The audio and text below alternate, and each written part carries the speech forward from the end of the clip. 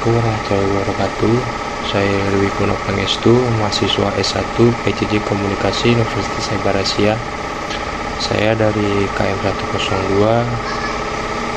Video ini saya buat untuk menjawab tugas ujian tengah semester mata kuliah pengantar komunikasi digital.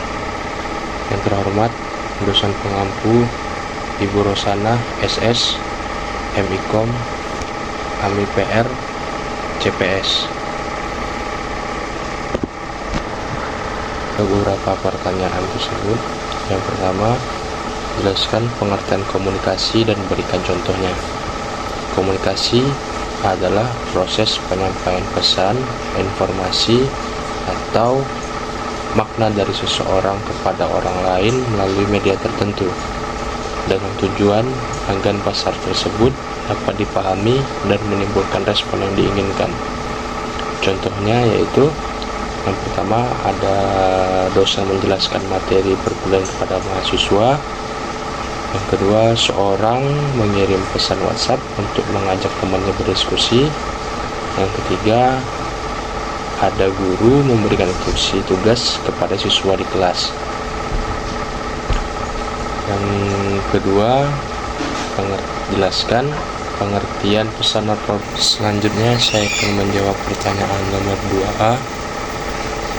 Jelaskan pengertian pesan non-verbal.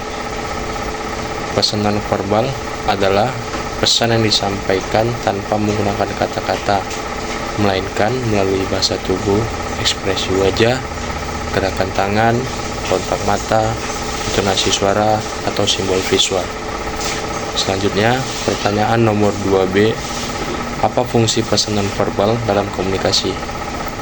Fungsi pesan non-verbal dalam komunikasi antara lain, yang pertama, memperkuat pesan verbal, misalnya mengangguk saat setuju.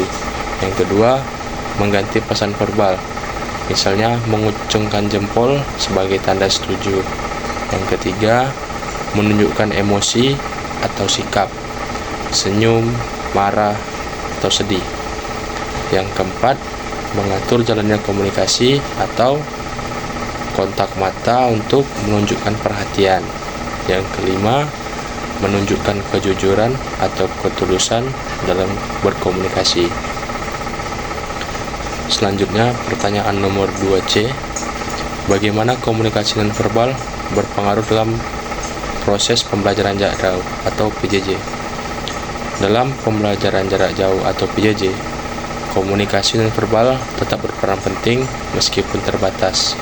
Contohnya, ekspresi wajah dosen melalui kamera membantu mahasiswa memahami suasana dan emosi dari dosen tersebut. Yang kedua, intonasi suara dosen mempengaruhi pemahaman materi. Yang ketiga, gerakan kepala atau tangan saat presentasi membantu memperjelas penjelasan. Pesan nonverbal yang baik dalam PJJ meliputi yaitu menjaga kontak mata dengan kamera, mengekspresi wajah yang ramah dan jelas, intonasi suara yang tegas dan jelas, postur tubuh yang sopan dan profesional. Selanjutnya, saya akan menjawab pertanyaan yang ketiga, bagian A. Apa yang disebut dengan komunikasi yang baik dan efektif? Komunikasi yang baik dan efektif adalah komunikasi yang mampu menyampaikan pesan secara jelas, tepat, dan mudah dipahami, sehingga tujuan komunikasi tercapai tanpa menimbulkan kesalahpahaman. Selanjutnya, saya akan menjawab pertanyaan 3B.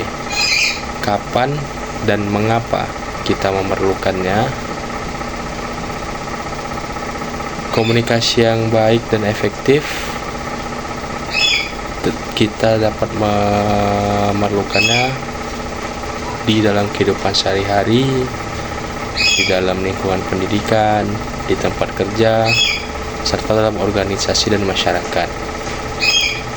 Hal ini penting karena dapat membantu kita untuk membangun hubungan yang baik dengan orang lain, menghindari konflik dan kesalahpahaman, dan meningkatkan kerjasama, serta kita dapat menyampaikan ide dan pendapat dengan jelas dan bisa diterima dengan baik oleh para pendengarnya. Selanjutnya, pertanyaan yang ketiga C, apa tantangan terbesar untuk menciptakan komunikasi yang baik dan efektif? Tantangan yang terbesar dalam menciptakan komunikasi yang baik dan efektif yaitu kita sering adanya perbedaan latar belakang, budaya dan bahasa, sehingga kita di situ bisa sesekali menjadi salah paham atau berbeda pendapat. Yang kedua, kurangnya kemampuan mendengarkan. Ada beberapa orang dari kita yang mengalami gangguan pendengaran atau kurangnya mampu untuk mendengarkan dengan baik. Itu bisa salah satu penghambat untuk menciptakannya komunikasi yang baik dan efektif. Yang ketiga, gangguan media atau teknologi, atau bisa disebut sinyal buruk atau sudah tidak jelas.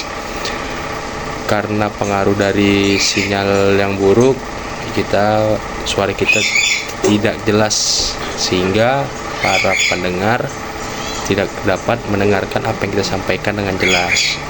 Yang keempat, emosi yang tidak terkontrol. Yang kelima, kesalahpahaman dalam penafsiran pesan, terutama pesanan verbal, seperti kita salah memberikan simbol kepada pendengar yang seharusnya jari jempol, atau seharusnya jari jempol untuk tanda setuju, ini malah dari kelingking. Di situ bisa dapat menimbulkan perbedaan pendapat atau salah satu hambatan untuk menciptakan komunikasi yang baik dan efektif. Sekian penjelasan saya tentang 3 pertanyaan tersebut dan beberapa aspek. Lebih dan kurang mohon dimaafkan. Assalamualaikum warahmatullahi wabarakatuh. Terima kasih.